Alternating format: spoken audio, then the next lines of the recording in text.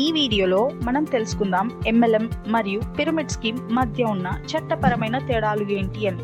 ఎంఎల్ఎంలో మీరు ప్రోడక్ట్స్ లేదా సర్వీసెస్ను విక్రయించడం ద్వారా కమిషన్లను పొందుతారు మరియు ఇక్కడ మనీ సర్క్యులేషన్ అనేది ఉండదు. పిరమిడ్ స్కీమ్లో అలా కాదు, మనీ సర్క్యులేషన్ని ఆధారంగా మీరు మీ కమిషన్లు పొందుతారు. పిరమిడ్ స్కీమ్లో ఉత్పత్తులను కొనడం లేదా కొనుగోలు చేయడం ఉండదు. ఖచ్చితంగా పిరమిడ్ స్కీమ్లో డబ్బు అనేది తమలో తాము చలామణి అవుతుంది మరియు వారు దాని నుండి కమిషన్లను పొందుతారు.